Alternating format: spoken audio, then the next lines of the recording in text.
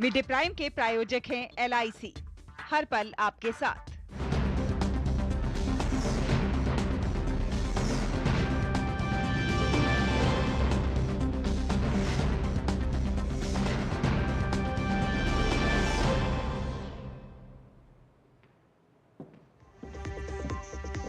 नमस्कार, स्वागत है आप सभी का DD न्यूज पर। आप देख रहे हैं मिड डे प्राइम। मैं हूं ऋतु वर्मा। अगले 1 घंटे में हम बात करेंगे देश दुनिया की बड़ी खबरों की। पाकिस्तान के आतंकवाद से ट्रंप के टैरिफ तक ब्रिक्स देशों के घोषणा पत्र में है 4 बड़े संदेश। ब्रिक्स देशों के रियो डी जेनेरियो घोषणा पत्र से किसे और क्या संदेश देने की कोशिश की गई है, बताएंगे आपको। प्रधानमंत्री का ब्राजीलिया में शिव तांडव स्त्रोत और क्लासिकल डांस से हुआ बड़ा स्वागत। राष्ट्रपति लुला डी सिल्वा से ट्रेड और डिफेंस पर करेंगे बात। कल पहुंचेंगे नामीबिया। होगी हर खबर प्रधानमंत्री की विदेश यात्रा से जुड़ी हुई। साथ ही बताएंगे क्या है तैयारी उत्तर प्रदेश सरकार की कांवड़ यात्रा के लिए। और अमरनाथ यात्रा से लेकर आज संपन्न हो रही जगन्नाथ यात्रा तक श्रद्धालुओं की आस्था और भक्ति के हर रंग को लेकर आए हैं आपके लिए। लेकिन शुरुआत करेंगे सबसे पहले अभी तक की बड़ी खबरों के साथ। ब्राजील की राजकीय यात्रा पर ब्राजीलिया पहुंचे प्रधानमंत्री नरेंद्र मोदी। आज राष्ट्रपति लुला डी सिल्वा के साथ करेंगे द्विपक्षीय बैठक। आतंकवाद से निपटने, गोपनीय सूचनाओं के आदान प्रदान समेत कृषि अनुसंधान जैसे क्षेत्रों में 4 समझौते होने की उम्मीद।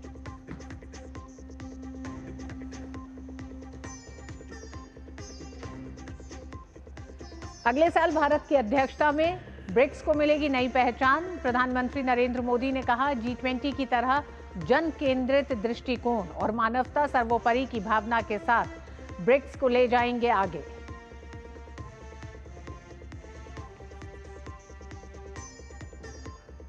राष्ट्रपति द्रौपदी मुर्मू पर मल्लिकार्जुन खड़गे की टिप्पणी को लेकर भाजपा हमलावर। गौरव भाटिया ने कहा, आदिवासी विरोधी मानसिकता से ग्रसित है कांग्रेस।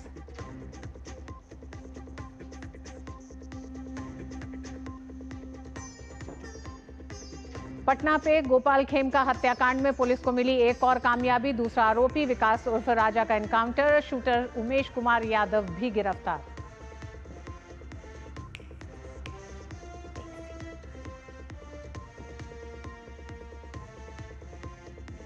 चीन ने टैरिफ पर ट्रंप प्रशासन को दी चेतावनी। कहा, अपने माल पर शुल्क बहाल करके व्यापार तनाव न भड़काए अमेरिका। बातचीत ही स्थायी व्यापार समझौते का एकमात्र रास्ता।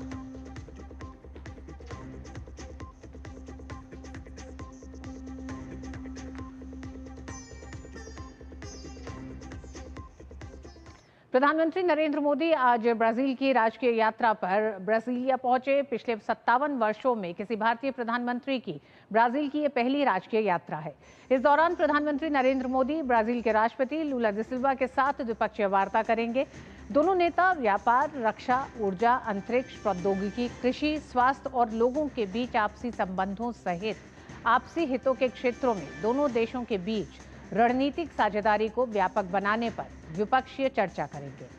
प्रधानमंत्री का यह दौरा भारत और ब्राजील के बीच आपसी सहयोग और संबंध को एक नई दिशा देने के तौर पर देखा जा रहा है। प्रधानमंत्री नरेंद्र मोदी इससे पहले 3 बार ब्राजील का दौरा कर चुके हैं, लेकिन ये पहली बार है जब प्रधानमंत्री मोदी ब्राजील की राजकीय यात्रा पर हैं। प्रधानमंत्री मोदी की इस यात्रा के कारण दोनों देशों के संबंध में एक नई ऊर्जा का संचार हुआ है। द्विपक्षीय बैठक के बारे में ब्राजील में भारतीय राजदूत दिनेश भाटिया ने कहा कि इस दौरान 4 समझौते ज्ञापनों पर हस्ताक्षर हो सकते हैं। इनमें आतंकवाद से निपटने के लिए मिलकर काम करना, गोपनीय सूचनाओं का आदान प्रदान करना और नवीकरणीय ऊर्जा तथा कृषि अनुसंधान में सहयोग शामिल है।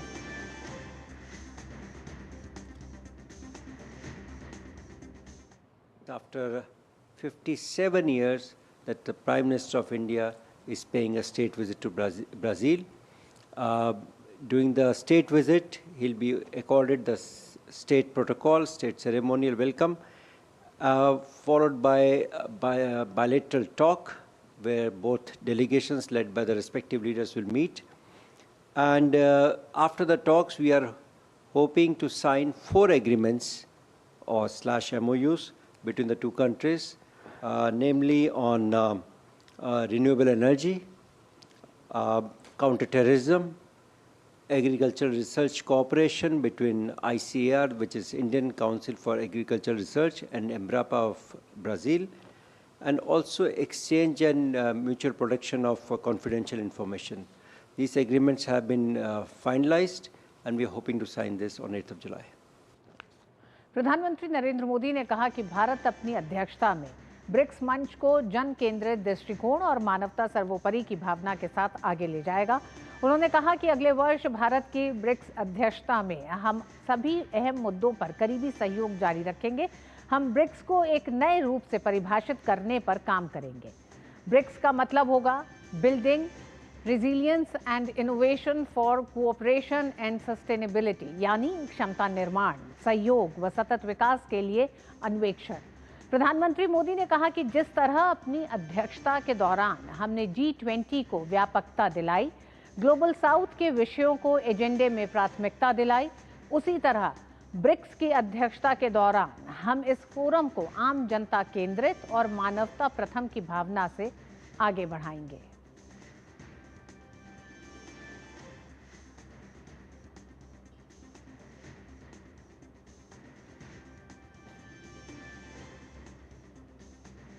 सत्रहवें ब्रिक्स सम्मेलन के मन से प्रधानमंत्री ने ब्रिक्स जैसे मंच की व्यापकता और एक तरह से एक नया रूप देने की घोषणा की है, जिसमें भारत की अध्यक्षता में अगले साल ब्रिक्स को लेकर एक व्यापक सोच के साथ भारत इसके इस पूरे रूप में मानव केंद्रित होने के साथ साथ इसके पूरे एक तरह से इस ढांचे में कुछ बड़े परिवर्तन को पेश कर सकता है। हम जानते हैं G20 में जिस तरह से ग्लोबल साउथ को एक बड़ी आवाज दी गई भारत की अध्यक्षता में, कुछ ऐसा ही प्रधानमंत्री ने बहुत साफ संकेत दिए हैं ब्रिक्स जब भारत इसकी अध्यक्षता करेगा।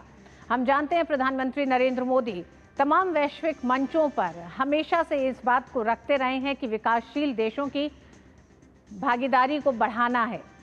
तो ब्रिक्स पे हम बात करेंगे, लेकिन उससे पहले आइए आपको लिए चलते हैं सीधे भारतीय जनता पार्टी मुख्यालय।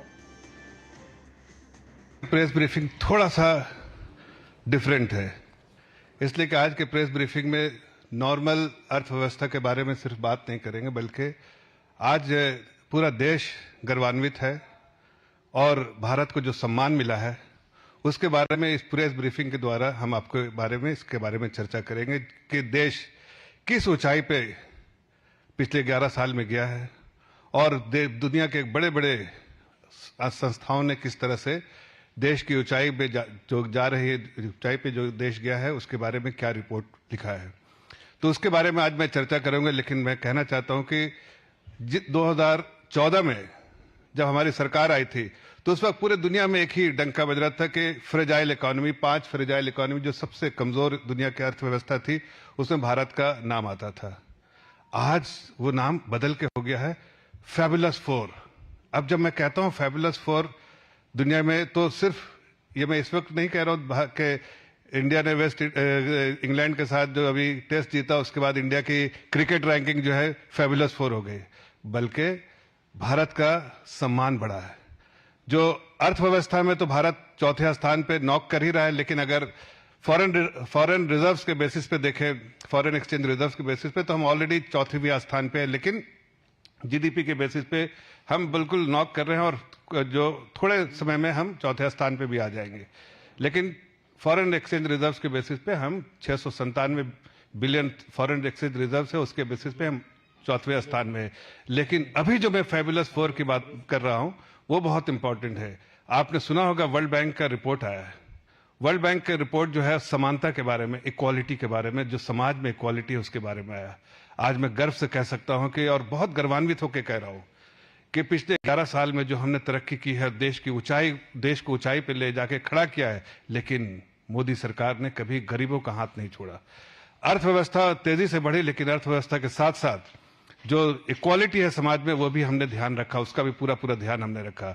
आज देखिए जो वर्ल्ड बैंक की जो रिपोर्ट आई है, वर्ल्ड बैंक की रिपोर्ट के हिसाब से जिनी इंडेक्स जिसको कहते हैं, जो मापता है कि समाज में इनइक्वालिटी और इक्वालिटी किस तरह से है, उसको मापता है। अगर आपका रिपोर्ट देखे तो जो हमारे दो पहले रिपोर्ट थी उसमें 28.5 जो है जो जिनी इंडेक्स था उसका रैंकिंग था 28.5, उसके बेसिस पे हम जो है बहुत इनक्वालिटी हमारे समाज में थी, लेकिन पिछले 11 साल में जिस तरह से बढ़ा है उसमें पिछले रिपोर्ट जो है 2 दिन पहले जो रिपोर्ट आया है 25.2 का इंडेक्स का जो नंबर है उसके बेसिस पे हम जो है दुनिया के 4वीं जो है ऐसी सोसाइटी है जो जिसमें समानता है, जो मोस्ट इक्विटेबल सोसाइटी है उसमें 4वें स्थान पे आए हैं। ये कैसे ऐसा तो नहीं है कि ये अचानक हो गया है, ये कोई एक दिन रात में उठे, सुबह में सोया, रात में सुबह उठे और देखा कि हम चौथवें स्थान पे मोस्ट इक्विटेबल सोसाइटी दुनिया के हो गए, ऐसा तो नहीं है। इसके पीछे जाहिर है विजन होगा, सोच होगा। नए भारत के बारे में जो आदरणीय प्रधानमंत्री जी ने कई बार का जिक्र किया है कि नए भारत का निर्माण करें। नए भारत में क्या है वो यही है, दर्शाता है जो आप इस तरह की रिपोर्ट्स आ रहे हैं। वर्ल्ड बैंक की रिपोर्ट आई है, जीनी इंडेक्स की रिपोर्ट आई है, जिसमें बताता है कि हम अब मोस्ट जो सोसाइटी जिसमें इक्वालिटी है उसमें 4वें स्थान में। और आपको बताना चाहता हूं ये 4वां स्थान जो है हम G7 कंट्रीज है उससे बेहतर है। कोई भी G7 कंट्रीज हमसे नीचे में है, हमसे ऊपर सिर्फ या तो बेलारूस है, स्लोवेनिया है और एक और कंट्री है जो हमसे ऊपर है। बाकी सारे कंट्री, अमेरिका भी नीचे है और बाकी जितना वेस्टर्न वर्ल्ड है सब नीचे है। एक बात और बताना चाहता हूं साथ में, बहुत इंपॉर्टेंट है। एक और रिपोर्ट आई है, उस रिपोर्ट को प्यू रिपोर्ट जो है जो डेमोक्रेसी की बात करती है, डेमोक्रेसी में भी हम 4वें स्थान फैबुलस 4 पे है, दुनिया में उससे ऊपर ही है। हमारे जो टॉप 4 का है उसमें भी हम डेमोक्रेटिक प्रोसेस को फॉलो करते हैं। देश के जनता समझती है कि विकास के साथ डेमोक्रेसी को भी पालन होता है और वो अर्थव्यवस्था जो तेजी से बढ़ रही है उसके साथ डेमोक्रेटिक प्रोसेस को भी हम फॉलो करते हैं। और यहां पर भी हम वेस्टर्न वर्ल्ड में जितनी दुनिया के कंट्री उससे आगे है। कुछ कंट्रीज हमसे, एक आध दो कंट्री जैसे स्वीडन हमसे आगे है, लेकिन बाकी यूएस, यूके, सारी कंट्री जो दुनिया को डेमोक्रेसी के बारे में लेक्चर देते हैं हम उनसे आगे हैं। ये अपने आप में एक गर्वान्वित होने वाली बात है।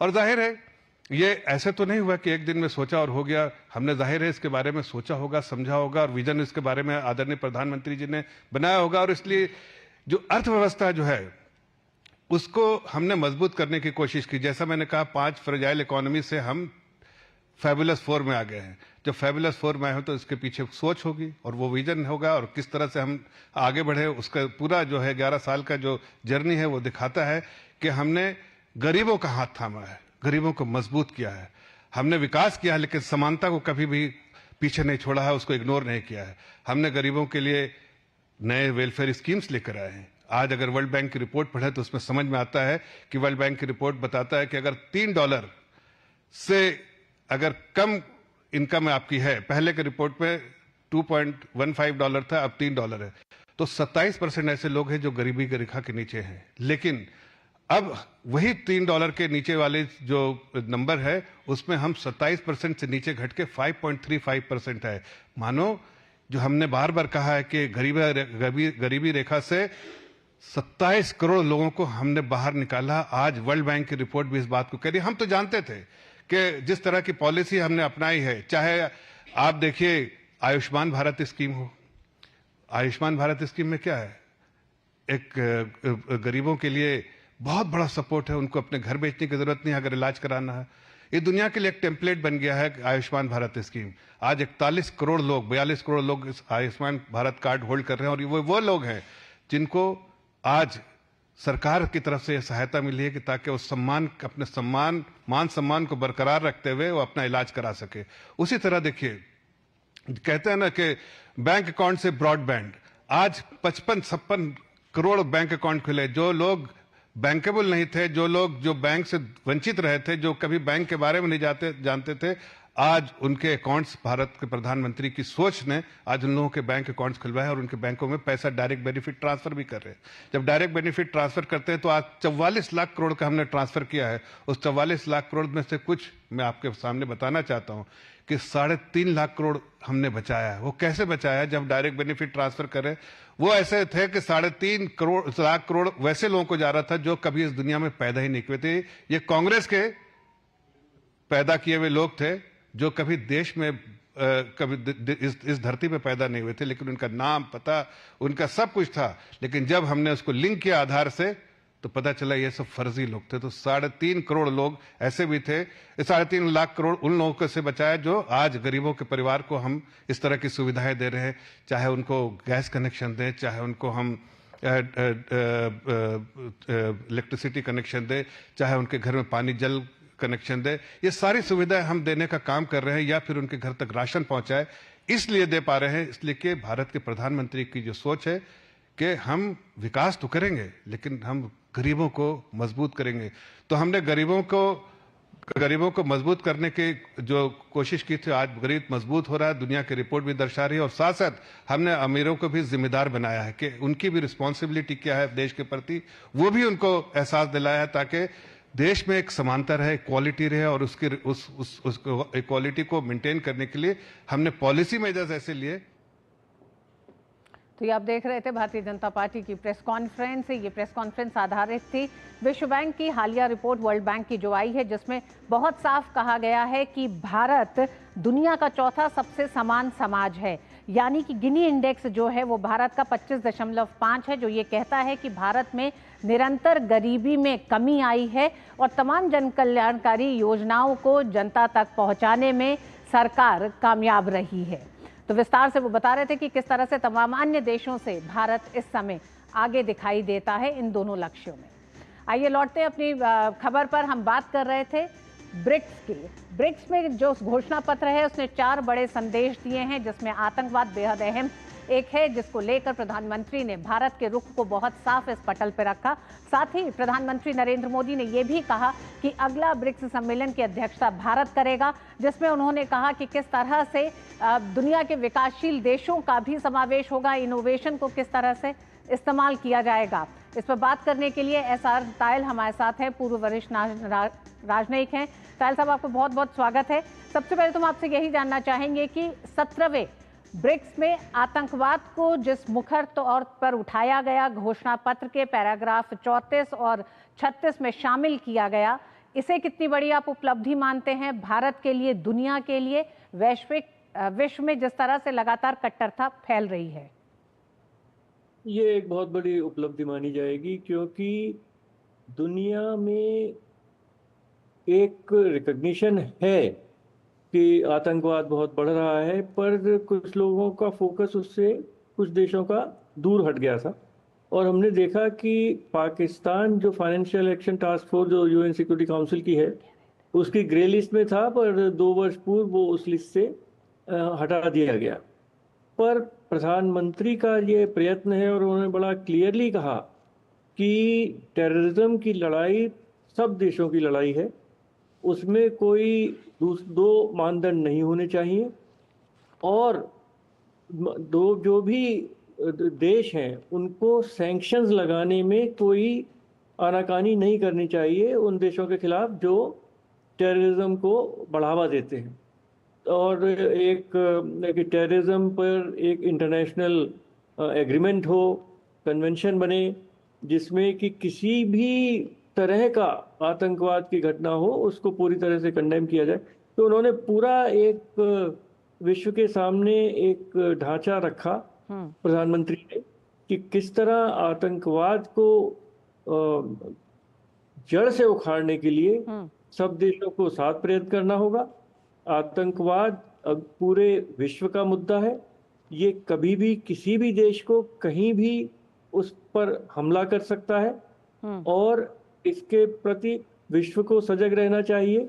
ये बहुत बड़ा संदेश एम्बेसडर तायल, प्रधानमंत्री नरेंद्र मोदी अब से नहीं, पिछले 10 सालों में कई वैश्विक मंचों पर आतंकवाद को लेकर के खिलाफ मुखर रहे हैं। वित्त पोषण को रोकने की बात दोहराता रहा है भारत साथ ही ये भी कहता रहा है कि किस तरह से आतंकवाद के खिलाफ विश्व को एकजुट होने की जरूरत है। क्या आपको लगता है कि इस मंच पे, जहां पाकिस्तान का नाम नहीं लिया गया है, लेकिन क्योंकि पहलगाम आतंकवादी हमले का जिक्र बहुत साफ घोषणा पत्र में आया और प्रधानमंत्री ने बहुत साफ ये कहा कि आतंकवाद की निंदा हमारा सिद्धांत होना चाहिए, सुविधा नहीं, तो उन तमाम देशों को भी बहुत साफ संकेत है जो आज तक आतंकवाद की आड़ में अपने राजनीतिक स्वार्थों को साधते रहे हैं? जी हाँ, बहुत बड़ा संदेश है ये। 10 मेंबर ब्रिक्स के हैं और 20 और देश उसके साथ जुड़े हुए हैं, पार्टनर देश हैं। तो 200 देशों की जो यूनाइटेड नेशंस है उसमें ये एक बहुत बड़ा और बहुत प्रखर वॉइस है। और मैं ये भी कहूँगा कि देखिए अभी 10 दिन पहले जो शंघाई कोऑपरेशन ऑर्गेनाइजेशन की रक्षा मंत्री की मीटिंग हुई थी, उसमें चीन होस्ट था, मेज़बान था, और उन्होंने पहलगाम का जिक्र नहीं किया क्योंकि पाकिस्तान उनका मित्र है और पाकिस्तान भी वहाँ मेंबर है। और इस वजह से रक्षा मंत्री ने उस डिक्लेरेशन को साइन करने से मना कर दिया और कोई डिक्लेरेशन वहाँ अडॉप्ट नहीं हुआ। पर यहाँ आप देखिए रियो डी जेनेरियो में 3 देश, ईरान, रशिया और चाइना, भारत के साथ वो 4 देश हैं जो शंघाई कोऑपरेशन ऑर्गेनाइजेशन में भी हैं और ब्रिक्स में भी हैं। पर ब्रिक्स में रियो डी जेनेरियो मीटिंग में ब्राजील की अध्यक्षता में जो मीटिंग हुई, उसमें जो भी हम कहना चाहते थे विश्व के सामने, समाज के सामने, दुनिया के सामने और ब्रिक्स मेंबर्स के सामने, वो हमारे मेज़बान ब्राजील ने पूरी तरह से स्वीकार किया और रशिया, चाइना ने भी स्वीकार किया। हमें ये भी देखना चाहिए कि जो नाम पहलगांव का वो चाइना में लेने में कतरा रहे थे अभी 10 दिन पहले शंघाई कोऑपरेशन ऑर्गेनाइजेशन की मीटिंग में, वो क्योंकि प्रधानमंत्री स्वयं ब्राजील रियो डी जेनेरियो में प्रेजेंट थे और उन्होंने जिस तरह से इस पक्ष को सबके सामने रखा, तो बहुत ही अच्छा मजबूती से रियो डी जेनेरियो का जो डिक्लेरेशन है उसमें आतंकवाद के खिलाफ जो भी कहा गया है वो भारत जो कहता है उसको पूरी तरह से उसमें समावेश किया गया है। जी, एम्बेसडर तायल, आतंकवाद से इतर ब्रिक्स में आतंकवाद से लेकर ट्रंप टैरिफ तक कई मुद्दों पर चर्चा हुई। घोषणा पत्र में कई बड़ी बातें हैं।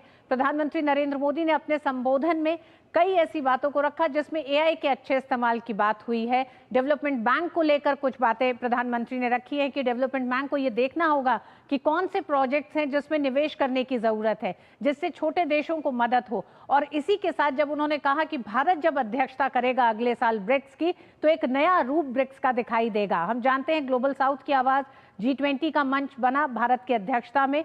ब्रिक्स की अध्यक्षता जब भारत करेगा तो किस तरह के नए संकेत प्रधानमंत्री ने इस मंच से दे दिए हैं? देखिए, समय के साथ ब्रिक्स का ध्येय, मेंबरशिप, ये सब बदल रहा है। जब 2009 में एकटेरिनबर्ग में पहली मीटिंग हुई थी तो उस समय ये था कि G20 के अंदर 3-4 देश जो डेवलपिंग हैं वो एक अपनी मजबूती से आवाज़ रखें, क्योंकि G7 मेंबर्स अपना एक एजेंडा लेकर आते थे। पर अब समय के अनुसार ब्रिक्स एक ग्लोबल साउथ की आवाज़ बना है। और G20 में जिस तरह भारत ने ग्लोबल साउथ 2023 में भारत आवाज़ बना, अब भारत के साथ और भी पीछे लोग और देश जुड़ रहे हैं। और प्रधानमंत्री ने जो थीम जो दी है, अगले वर्ष जो भारत होस्ट करेगा ब्रिक्स की मीटिंग को, उसमें कहा है कि फोकस होगा building resilience and innovation for cooperation and sustainability. इसमें हर शब्द का बहुत ही महत्व है, क्योंकि रेजिलियंस की सप्लाई चेन्स हो या व्यापार हो, बहुत उसमें आवश्यकता है कि जिस तरह से राष्ट्रपति ट्रंप के टैरिफ्स ने दुनिया की इकोनॉमीज को झकझोर दिया है, इंपोर्ट एक्सपोर्ट को झकझोर दिया है, जिस तरह पेंडेमिक के बाद भी देखा गया है कि बहुत देशों की चीन के ऊपर कुछ ज़्यादा डिपेंडेंस हो गई थी, तो एक रेजिलियंस ऑफ सप्लाई चेन्स की बातचीत शुरू हुई। उसको हमारी जब प्रधानमंत्री अध्यक्षता करेंगे तो सेंटर स्टेज पे रखा जाएगा। और अगर भविष्य की तरफ देखें तो जितना ग्लोबल साउथ है उसमें बहुत आवश्यक है कि जो भी इनोवेशन हो रहा है, चाहे आर्टिफिशियल इंटेलिजेंस में हो, चाहे साइंस एंड टेक्नोलॉजी में हो, चाहे रोबोटिक्स में हो, बिग डेटा में हो, उसमें ग्लोबल साउथ पीछे न रहे और जो विकसित देश हैं उनके साथ कदम से कदम मिलाकर चले। और इसमें जैसे पेरिस में आर्टिफिशियल इंटेलिजेंस समिट हुई थी पिछले वर्ष, प्रधानमंत्री वहाँ गए थे। प्रधानमंत्री ने ये भी कहा कि अगले वर्ष एक आर्टिफिशियल इंटेलिजेंस पे बहुत बड़ी मीटिंग भारत में होगी। भारत इसमें लीड ले रहा है क्योंकि जिस तरह से विकसित देश आगे बढ़ रहे हैं वो प्रोप्राइटरी आर्टिफिशियल इंटेलिजेंस चाहते हैं कि जो भी कंपनियां, जी। चाहे वो माइक्रोसॉफ्ट हो या जो भी हो, वो अगर आर्टिफिशियल इंटेलिजेंस का कोई नया आयाम और कोई नया टूल बनाती हैं तो उसका पैसा देकर वो दुनिया यूज करेगी। पर भारत का जो सोच है, जिस तरह से हमने हमारा जिस पूरा डिजिटल नेटवर्क को बिल्कुल जनता तक फ्री पहुंचाया है, भारत का ये सोच है कि आर्टिफिशियल इंटेलिजेंस में जो भी आगे विकास हो, नए डेवलपमेंट हो, वो पूरे ग्लोबल साउथ को बिल्कुल फ्रीली अवेलेबल हो। ये नहीं कि करोड़ों रुपए का पेटेंट उनको देना पड़े। तो जी। ये एक बहुत ही अच्छा सोच है और पूरा ग्लोबल साउथ इसमें भारत के पीछे होगा। और भारत की अपनी कैपेसिटी है, जी। क्योंकि देशों की कैपेसिटी इतनी नहीं होती है। बिल्कुल। पर भारत ने जिस तरह से नए नए प्रोग्राम, हजारों करोड़ के एम्बेसडर तायल, प्रोग्राम। क्या एक ऐसा ही विषय क्लाइमेट चेंज भी है जिसमें खासकर विकासशील देशों के लिए बड़ी ही मतलब एक तरह से रुकावटें हैं, वित्तीय रुकावटें भी बहुत हैं और उन पर विकासशील देशों का, विकसित देशों का एक बड़ा बोझ हमेशा रहता है कि क्लाइमेट चेंज के जो तमाम कर्तव्य हैं उनको पूरा करने की जिम्मेदारी भी विकासशील देशों की है। ऐसे में जब प्रधानमंत्री नरेंद्र मोदी ने इस मंच से बहुत साफ कहा है कि क्लाइमेट जस्टिस कोई विकल्प नहीं बल्कि एक नैतिक कर्तव्य है, और भारत क्लाइमेट चेंज के आंकड़ों, दुनिया जिस तरह से आंकड़ों में देखती है, भारत उसे अपने संस्कारों से जोड़कर देखता है। जी हाँ, भारत, ब्राजील, ब्रिक्स के और मेंबर्स क्लाइमेट चेंज, जलवायु परिवर्तन से बहुत ही चिंतित हैं और उसको कैसे रोका जाए उसमें सब साथ मिले हुए हैं। ब्राजील में COP20 होगा, उसके बाद भारत ने कहा है कि शायद 2028 में भारत भारत उसके उसको अध्यक्ष। होस्ट करेगा। देखिए, इसमें एक जो परेशानी इस समय आ रही है, पेरिस एग्रीमेंट हुआ पर राष्ट्रपति ट्रंप का एक पूरा नजरिया अलग है। एक चीज ये रास्ते में बहुत बड़ा रोड़ा है। दूसरा जो मैं समझता हूँ कि हम विकासशील देशों को, ग्लोबल साउथ को, ग्रुप ऑफ 7 या जितने भी अमीर देश हैं उनसे आर्थिक सहायता की मांग अवश्य करनी चाहिए। पर जिस तरह नेटो में अभी नेटो मेंबर है 30 सब रिच देश है, उसमें राष्ट्रपति ट्रंप के ने कहा है कि 5% वो अपना जीडीपी का डिफेंस की तरफ डालें। तो ये सब देश क्या क्लाइमेट चेंज के लिए कुछ पैसा डालेंगे? मुझे लगता है कि ग्लोबल साउथ को, सब विकासशील देशों को बहुत अधिक प्रेशर मतलब विकसित देशों पर डालना होगा। नहीं तो जो भी होराइजन पर दिख रहा है वो मैं उसमें बहुत अधिक ऑप्टिमिस्टिक नहीं हूँ, क्योंकि जो रिच देश हैं उनके मुद्दे बदल गए हैं। जो पहले क्लाइमेट चेंज एक सेंटर स्टेज होता था जी। हर मीटिंग में, यूनाइटेड नेशंस में, हर जगह, पर अब किसी को टैरिफ का मुद्दा है, राष्ट्रपति ट्रम्प ने कुछ इस तरह पूरे इंटरनेशनल रिलेशंस को, प्रायोरिटीज को हिला दिया है। एम्बेसडर तायल, बहुत कम समय है, बहुत संक्षेप में, ब्रिक्स खत्म होते होते ट्रंप टैरिफ का भी जिक्र हो गया, एक धमकी भरा एक अंदाज भी हो गया, तो कैसे देखते हैं आप इसे? देखिए, इस समय जो अंतर्राष्ट्रीय माहौल है वो बहुत अच्छा नहीं है और हर देश अपना इंटरेस्ट सबसे आगे रख रहा है। नेशनल इंटरेस्ट, मागा और ये सब, मेक अमेरिका ग्रेट अगेन, ये सब चीजें चल रही हैं। पर ग्लोबल साउथ को बिल्कुल एक साथ रहना चाहिए, अपनी बातों को बहुत मजबूती से दुनिया के सामने रखना चाहिए और उसके लिए भारत एक बहुत ही मजबूत स्पोक्समैन है, स्पोक्स पर्सन है। और प्रधानमंत्री स्वयं जो पिछले 11 सालों में जिस तरह से दुनिया में उन्होंने अपने संबंध बनाए हैं, हर जगह देशों में, इतने देशों में वो गए हैं, इतने सम्मान उनको मिले हैं, उनका एक स्थान है, उनका एक प्रेस्टीज है। उनकी दुनिया के नेता जो अपनी गद्दी के, कोई हर एक को लगता है कि अगली बार मैं हार जाऊंगा, तो उसमें जब 3 बार एक प्रधानमंत्री हमारे जीत के आए तो उनका एक स्थान है, उनकी एक बहुत रिस्पेक्ट है पूरी दुनिया में। तो वो अगर कुछ बात कहते हैं तो दुनिया के जितने और विश्व के नेता हैं वो उसको सीरियसली लेंगे। और भारत के ऊपर एक ये बहुत बड़ी जिम्मेदारी है कि ब्रिक्स की चेयरमैनशिप अगले वर्ष प्रधानमंत्री ने वो संकेत दिए हैं कि विकासशील देशों और ग्लोबल साउथ की आवाज एक बार फिर बन के उभरेगा भारत, जब भारत ब्रिक्स की अध्यक्षता करेगा। बहुत बहुत धन्यवाद एम्बेसडर तायल हमारे साथ जुड़ने के लिए इस विषय पर। और मिड डे प्राइम में वक्त एक छोटे से ब्रेक का है। ब्रेक के बाद होंगी कुछ और खबरें। देखते रहिए डीटी न्यूज।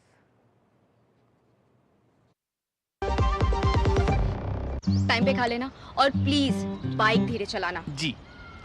और ये तुम्हारी सेफ्टी के लिए। अरे एक बात तो रह गई। LIC ये हमारी सेफ्टी के लिए। दिल की सुनो, LIC चुनो। LIC हर पल आपके साथ। ये विशाल है ना, इसका सब प्रॉपर चलता है। कल उसके बैंक अकाउंट में 15,000 रुपए का फ्रॉड हुआ है, पता है? इसको तो कोई टेंशन ही नहीं होती है, देखना। टेंशन क्यों? मेरी कोई गलती नहीं थी।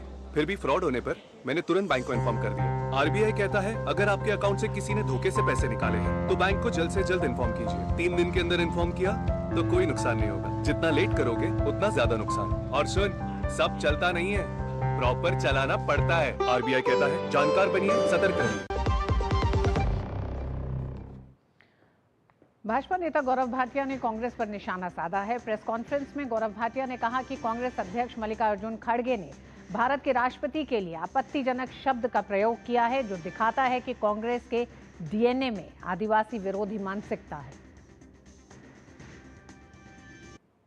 मल्लिकार्जुन खड़गे जी ने भारत की राष्ट्रपति द्रौपदी मुर्मू जी के लिए आपत्तिजनक शब्दों का इस्तेमाल किया है। यह दिखाता है कि कांग्रेस पार्टी के DNA में आदिवासी विरोध मानसिकता। पूर्व राष्ट्रपति रामनाथ कोविंद जी का अपमान किया है। दलित विरोधी मानसिकता। जो कांग्रेस पार्टी राहुल गांधी संविधान को हाथ में लेके चलते हैं, उन्हीं के इशारे पर रिमोट कंट्रोल वाले अध्यक्ष मल्लिकार्जुन खड़गे जी इस तरह की आपत्तिजनक टिप्पणी करते हैं। गौरव भाटिया ने कहा कि कांग्रेस नेता राहुल गांधी राजनीति में जहर घोल रहे हैं। राहुल गांधी जी, राजनीति में आप ऐसा विष क्यों घोल रहे हैं? क्या इससे संविधान तार तार नहीं हो रहा है? दूसरी बात, आप राष्ट्रपति जी के लिए कहते हैं कि उनकी सहभागिता दलितों की, आदिवासी समाज के जो लोग हैं उनकी जमीन हड़पने के लिए है। तो मैं पूछना चाहता हूं, इस तरह के आरोप अगर आप उच्च संवैधानिक पदों पे बैठे हुए व्यक्तियों के खिलाफ लगाते हैं, बिना तथ्यों के, बिना प्रमाण के, यह किस तरह का जहर उगला जा रहा है? गौरव भाटिया ने पूछा कि क्या अपनी अशोभनीय अभद्र टिप्पणी के लिए मल्लिकार्जुन खड़गे माफी मांगेंगे? क्या कांग्रेस नेता राहुल गांधी उन्हें पार्टी से हटाएंगे? क्या मल्लिकार्जुन खड़गे जी लिखित में अपनी अशोभनीय अभद्र टिप्पणी के लिए भारत की राष्ट्रपति महोदया जी से माफी मांगेंगे? और क्या राहुल गांधी और कांग्रेस के तमाम कार्यकर्ता निंदा करेंगे इस बयान की जो स्वयं उनके राष्ट्रीय अध्यक्ष मल्लिकार्जुन खड़गे जी ने दिया है? और क्या उन्हें पार्टी से निकाला जाएगा? क्या किसी पार्टी में ऐसे अध्यक्ष की जगह हो सकती है जो देश का संविधान तार तार करे, राष्ट्रपति जी के पद का सम्मान ना करे और जनता की, खासकर दलित समाज और आदिवासी समाज की भावनाओं को आहत करे? मुंबई के मीरा रोड में मनसे की तरफ से मराठी मोर्चा निकालने से पहले पुलिस की कड़ी सुरक्षा बढ़ा दी गई है। मनसे कार्यकर्ताओं ने मोर्चा निकालने की अनुमति को लेकर प्रशासन पर पक्षपात का आरोप लगाया, लेकिन महाराष्ट्र के मुख्यमंत्री देवेंद्र फडणवीस ने पुलिस कमिश्नर से बातचीत के बाद बताया कि मनसे कार्यकर्ता किसी विशेष रूट से ही मोर्चा निकालने पर अड़े थे, जबकि पुलिस ने उस रूट पर भीड़ और अव्यवस्था के चलते दूसरे रूट से उन्हें मोर्चा निकालने को कहा, पर MNS कार्यकर्ता उसी रूट से मोर्चा निकालने पर अड़ गए। इसलिए एमएनएस का ये आरोप पूरी तरह निराधार है कि उन्हें मोर्चा निकालने से रोका गया। इस मोर्चे से पहले ही इलाके में राजनीतिक और सामाजिक तनाव बढ़ गया है। मीरा रोड में एक व्यापारी के साथ मनसे कार्यकर्ताओं की मारपीट के बाद स्थानीय कारोबारियों के समूह ने आंदोलन किया था। उनकी मांग है कि फूड स्टॉल मालिक पर हमला करने वालों के खिलाफ कार्रवाई की जाए। और इस पूरे मसले पर शिशिर को इजाजत है, ये लोकतांत्रिक राज्य है, कोई भी मोर्चा निकालना चाहे तो परमिशन लेकर निकाल सकता है, लेकिन जब कोई परमिशन लेता है तो उसका रूट किस प्रकार से होना चाहिए। अगर रूट में कई ट्रैफिक के प्रॉब्लम्स है, अगर रूट में कोई ऐसी जगह है कि जहां पर स्टैम्पिड जैसी अवस्था हो सकती है, कुछ ऐसी चीजें होगी तो पुलिस रूट चेंज करने को कहती है। तो मैंने जब पुलिस कमिश्नर से पूछा तो पुलिस कमिश्नर ने मुझे कहा कि हमने उनको रूट चेंज करने के लिए कहा था, लेकिन वो एडमंट थे कि हमको ये रूट लेना है, इसलिए पुलिस ने उसको नकारा है। और भाषा विवाद को लेकर महाराष्ट्र में इस समय एक तरह से मनसे और सरकार के बीच में जो बातचीत चल रही है उसी को लेकर हमारे साथ जुड़ गए हमारे साथी संवाददाता शिशिर सेलार। शिशिर, मनसे जो कह रहा है जिस रूट से जाना चाहता है, फडणवीस सरकार कहती है कि वो रूट सही नहीं है, लेकिन मनसे कार्यकर्ता उसी रूट से अपना एक तरह से जुलूस निकालने के लिए डटे हुए हैं। क्या गतिरोध है ये पूरा? देखिए, पूरा वाकया अगर देखा जाए, कल रात को जो मीरा रोड पुलिस है उन्होंने जो स्थानीय कार्यकर्ता है उनको जो है डिटेन किया था। हालांकि उनके द्वारा क्या कहा गया था कि आज जो है मीरा रोड में एक मोर्चा निकलेगा, जो कि महाराष्ट्र एकीकरण समिति और बाकी अन्य जो संस्था है उनके द्वारा ये मोर्चा निकाला जा रहा है, जिसमें मनसे भी शामिल थी इस पूरे कार्यक्रम में। हालांकि जैसे ही पता चला कि कल रात जो है कुछ कार्यकर्ताओं डिटेन किया है, हमने देखा कि किस प्रकार से इस पूरे प्रकरण में राजनीति जो है लाई गई है। विपक्ष द्वारा आरोप किया गया है कि आखिर क्यों ये सरकार जो है मराठी मोर्चा का दमन कर रही है। मतलब जो कार्यकर्ता इस मोर्चा में आने वाले थे उनकी हालांकि उनको पुलिस ने आखिर क्यों डिटेन किया है। तो वही विपक्ष ने आरोप भी लगाया था कि इससे पहले जो मोर्चा हुआ था, इससे पहले जो आंदोलन वहां पर हुआ था, उसके लिए पुलिस ने जो है पूरी तरह से जो है परमिशन दी थी यहाँ पर, और इसीलिए वहां पर वो मोर्चा इससे पहले कुछ ही दिनों पहले मीरा रोड स्थित इस इलाके में हुआ था। हालांकि इस स्थिति के बाद अब जो है मुख्यमंत्री द्वारा भी ये स्पष्ट बयान आ चुका है। उन्होंने पुलिस से ये बयान हालांकि पूछा तो पुलिस ने कहा कि मोर्चा के लिए कोई यहाँ पर जो है रोक टोक नहीं थी, लेकिन पुलिस ने एक मांग की थी कि जो मोर्चा का रूट है, जो स्पेसिफिक रूट की मांग जो है जो आंदोलनकारी कर रहे थे, उस रूट की जो है सम्मति पुलिस ने नहीं दी थी, उसकी परमिशन नहीं दी थी। हालांकि पुलिस ने जो दूसरा पर्यायी रास्ता था उसकी जो परमिशन जो है मोर्चा को दी थी। मोर्चा जो आंदोलनकारी थे उन्होंने ये भी कहा था कि वो इस यहाँ पर एक सभा का आयोजन भी करना चाह रहे हैं। हालांकि उसके लिए भी पुलिस ने जो है मंजूरी दी थी, लेकिन एक स्पेसिफिक रूट के लिए, जो कि भीड़भाड़ वाला इलाका है, उसके मद्देनजर और लॉ एंड ऑर्डर सिचुएशन है उसके मद्देनजर रखते हुए पुलिस ने ये जो रूट है उसके लिए इजाजत जो है वो नहीं दी थी। हालांकि जैसे मैंने कहा कि आंदोलनकारी उसी रूट के लिए अड़े थे और इसीलिए पुलिस ने कल रात को जो है कुछ आंदोलनकारियों को जो हिरासत में लिया था, उनको डिटेन किया था। हालांकि इसके बाद अब अगर देखा जाए चित्र, स्पेशली जैसे मैंने पहले कहा कि इसमें राजनीति हो रही है कि वो इस प्रकार से ये कहा जा रहा है विपक्ष द्वारा भी कि कहीं ना कहीं मराठी लोगों को मोर्चा को जिस रूट से रोका गया उसके बाद मनसे ने क्या तय किया है? क्या वो कोई और दूसरा रूट लेंगे? उनके कुछ कार्यकर्ताओं और नेताओं को गिरफ्तार किया गया है, अभी का अपडेट क्या है?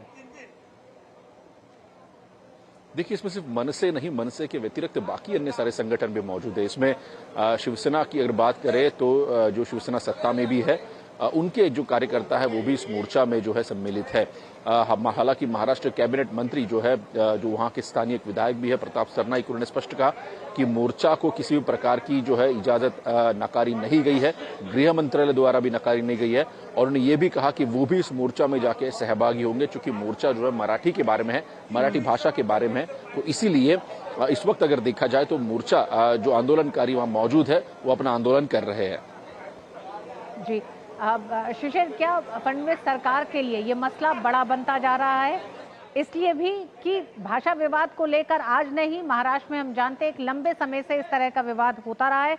मनसे इस विवाद को हमेशा से मुखर तौर से एक तरह से उठाता रहा है। आज जब फडणवीस सरकार के सामने एक तरह से क्या ये बड़ी चुनौती दिखाई देती है इस पूरे भाषा विवाद पर एक संतुलन कायम करना? देखिए, जाहिर सी बात है कि भाषा विवाद का मुद्दा काफी पुराना रहा है। मन से जैसे आपने कहा कि उसको पहले से ही इस मुद्दे पर काफी मुखर रहा है, लेकिन इस बार इसकी शुरुआत हुई थी त्रिभाषा सूत्र से। मतलब राज्य में जो है 3 भाषाओं की सूत्र का जो कहीं ना कहीं अनुपालन राज्य सरकार करना चाहती है और उसमें हिंदी का भी समावेश करना चाहती है, जिसको लेकर मन से काफी मुखर रहा है। उन्होंने विरोध किया, उन्होंने कहा कि हिंदी भाषा से कोई बैर नहीं है, लेकिन जो त्रिभाषा सूत्र है उनसे विवाद जरूर है।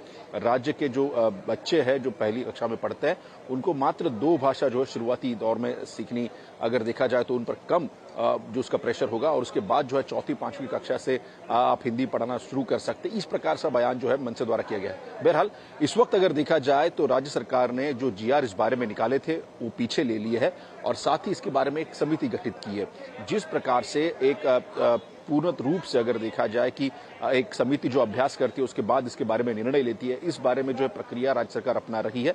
राज्य सरकार ने इससे पहले मनसे हो या फिर इसके साथ साथ बाकी जितने संगठन हैं उनसे भी बातचीत की थी, हालांकि उनकी इसके बारे में क्या राय है। अब अगर देखा जाए ये भाषा विवाद जो है सिर्फ भाषा विवाद नहीं बना, अब इस पर राजनीति भी हो रही है और अब ये विवाद मराठी वर्सेस गैर मराठी भी हो चुका है।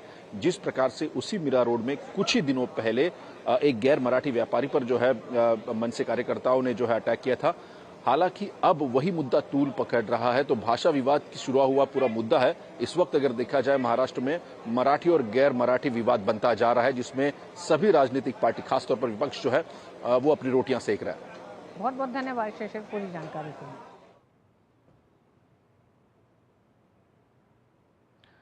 और उत्तर प्रदेश में योगी सरकार सावन महीने में कांवड़ यात्रियों की सुविधा को लेकर तैयारियों में जुटी हुई है। 11 जुलाई से शुरू हो रही कांवड़ यात्रा के लिए प्रशासन ने तैयारियां तेज कर दी हैं।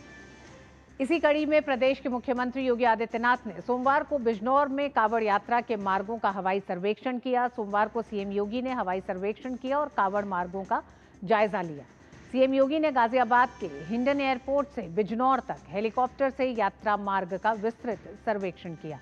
निरीक्षण के दौरान सीएम योगी ने अधिकारियों को यात्रा की सुचारू व्यवस्था करने, श्रद्धालुओं की सुरक्षा और आस्था के सम्मान को सुनिश्चित करने के कड़े निर्देश भी दिए।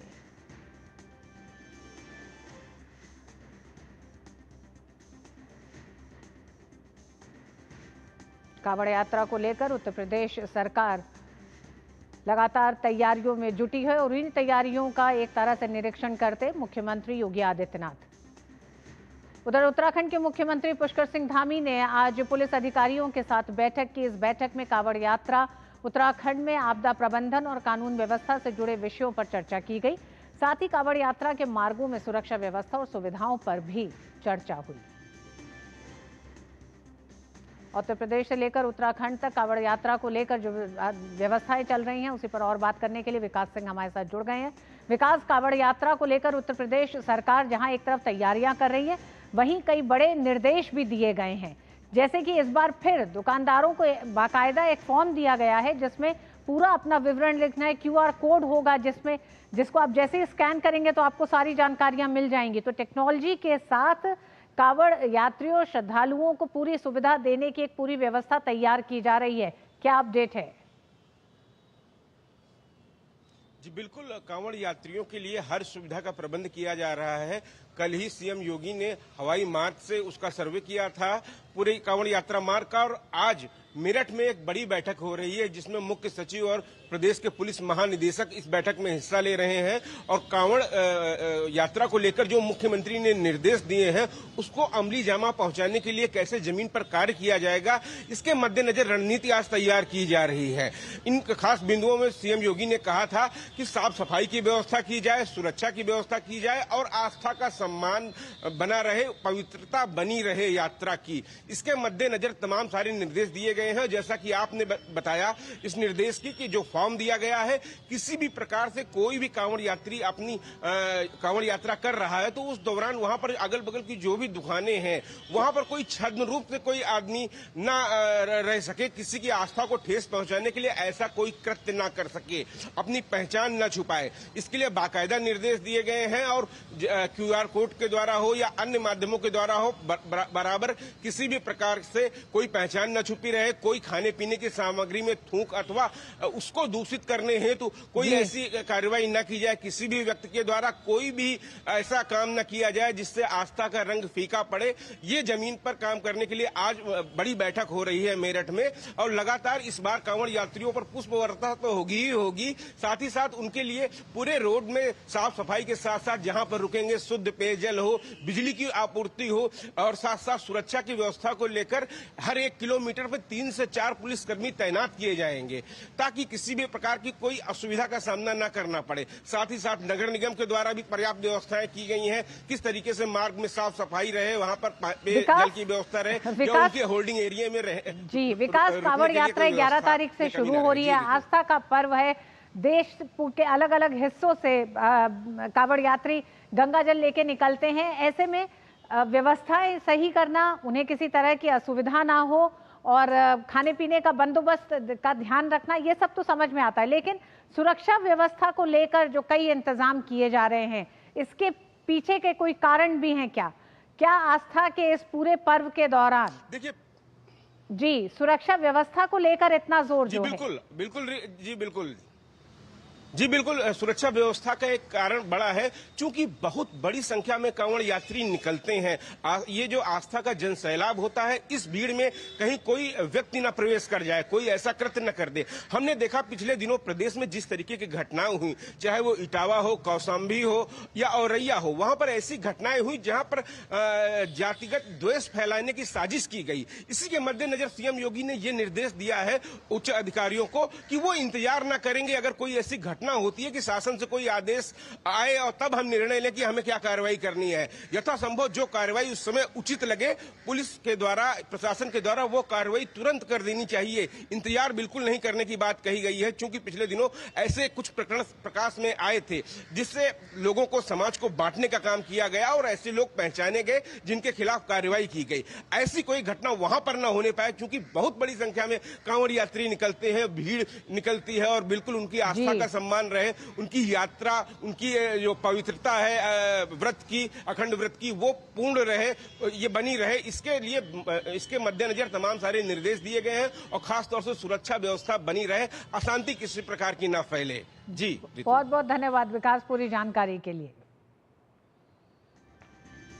और पिछले 5 दिनों से अमरनाथ यात्रा शांतिपूर्ण ढंग से जारी है और हर दिन तीर्थयात्रियों की संख्या में भारी वृद्धि देखने को मिल रही है। अमरनाथ यात्रा से जुड़ी खबर भी आपको दिखाएंगे, लेकिन वक्त एक छोटे से ब्रेक का।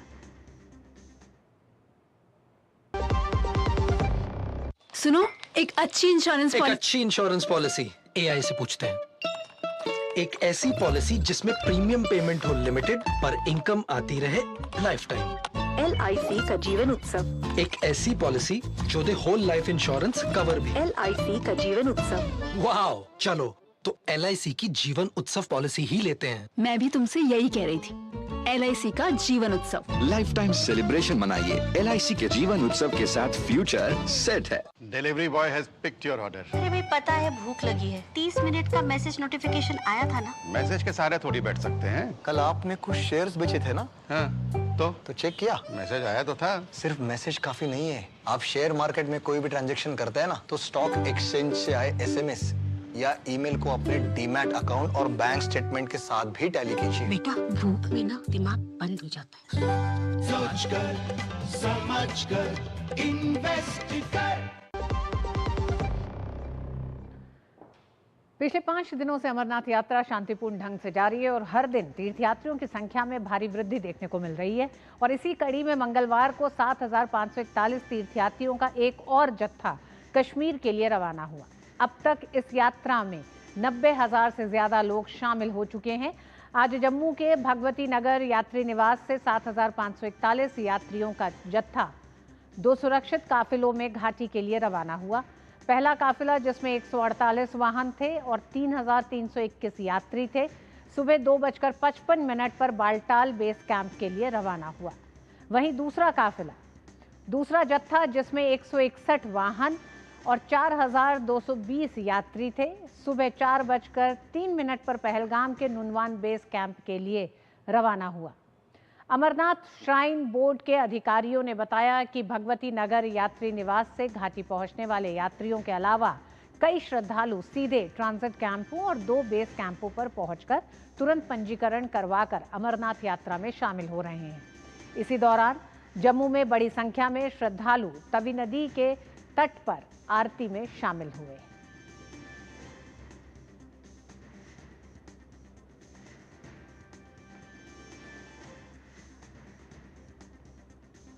उधर अमरनाथ यात्रा में सीआरपीएफ ने सुरक्षा के साथ साथ सेवा की भी एक नई पहल की है।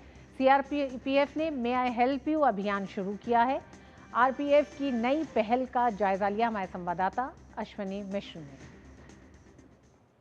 हाथों में हथियार लेकिन कंधे पर एक संदेश, मे आई हेल्प यू। ये सीआरपीएफ के जवान हैं जो कि श्री अमरनाथ यात्रा के दौरान लगातार श्रद्धालुओं की सेवा में और सुरक्षा में पूरी तरीके से तत्पर हैं। यानी सुरक्षा के साथ साथ सेवा, और बड़ी संख्या में महिलाएं इसमें लगाई गई हैं क्योंकि किसी भी तरीके का कोई संकोच लोगों को नहीं होता है। अब आप लोग हम देख रहे हैं कि बड़ी संख्या में ऐसी महिलाएं हैं जो सीआरपीएफ की तरफ से मे आई हेल्प यू कैंपेन की तरह लोगों को सहायता दे रही हैं। क्या क्या सहायता, क्या क्या जानकारियां आप लोग देती हैं? सर, हम जैसे कि आते हैं, मतलब जो उन लोग कानबाई उतर के आते हैं उन लोगों को हमने सिंगल लाइन करते पहले।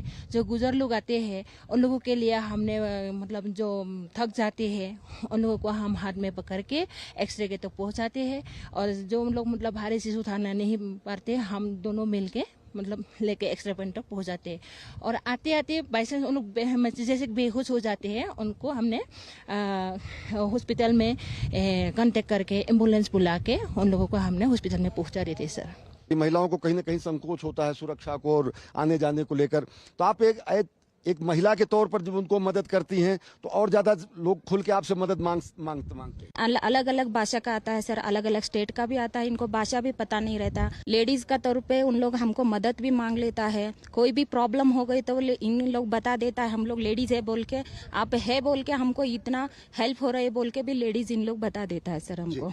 आप लोग लगे रहते हैं लगातार श्रद्धालुओं की सहायता में, प्रतिदिन हजारों की संख्या में लोग जा रहे हैं, कैसे और क्या क्या मदद करते हैं? जी सर, हम सब तरह की मदद करते हैं। कई लोगों को रास्ते में चलते चलते सर ऑक्सीजन की कमी पड़ती है तो उनको तुरंत ऑक्सीजन वहाँ दिलवाना, रास्ते में ज़्यादा से ज़्यादा चलने में जिनको दिक्कत होती है उनके बैग उठा के साइड में करना, उनको हॉस्पिटल तक पहुँचाना, उनके टेंट तक पहुँचाना, और ज़्यादा जिनको दिक्कत है उनको वहीं बैठा के अपनी एम्बुलेंस बुला के वहाँ की मेडिकल सहायता में पूरी मदद की जाती है सीआरपी की तरफ से। प्रयास शुरू किया गया है डीआईजी श्रीनगर सुधीर कुमार जी द्वारा।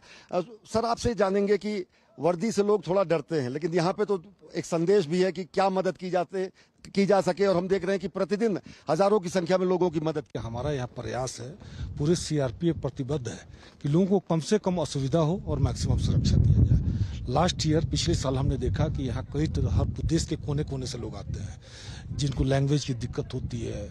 बहुत ऐसे लोग आते हैं जो पूरे तरफ से शिक्षित नहीं होते हैं। ऐसे ऐसे हौसले वाले लोग आते हैं जिनको चलने में दिक्कत होती है। इसमें महिलाएं भी शामिल होती हैं। तो उन लोगों को और मदद करने के लिए सुरक्षा के साथ हमने डेडिकेटेड वुमेन टीम बनाया है।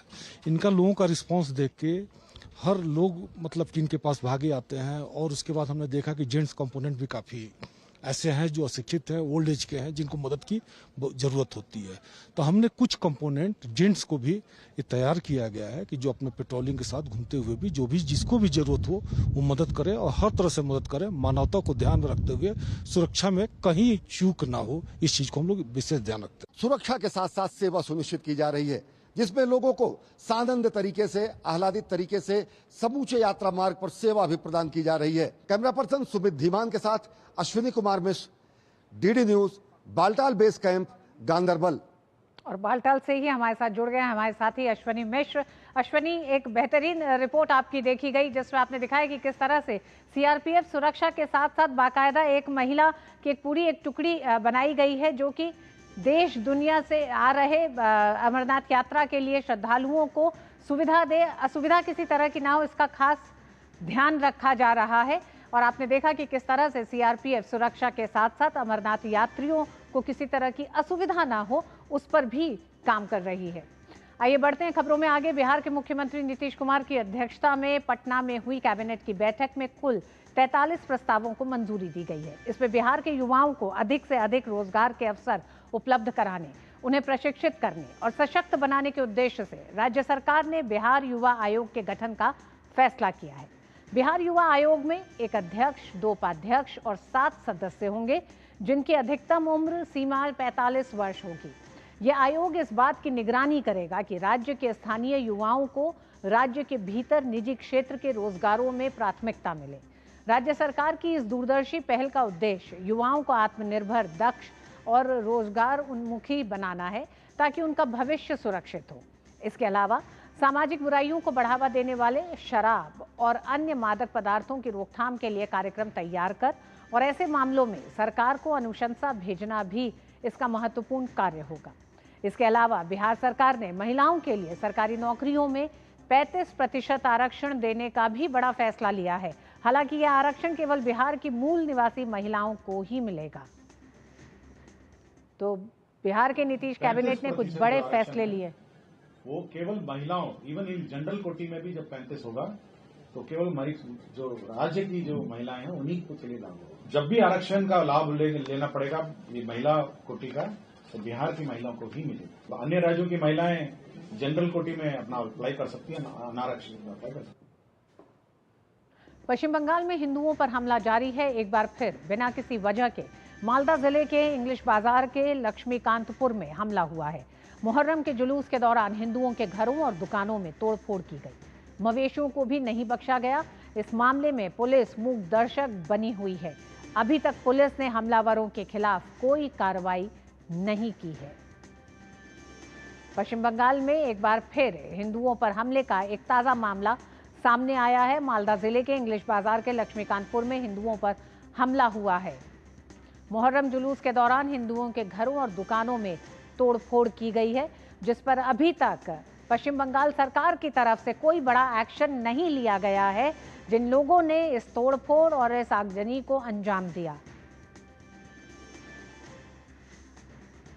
और मिड डे प्राइम में बस इतना ही। मुझे दीजिए अनुमति। न्यूज पंच देखिए कृतिका के साथ। नमस्कार।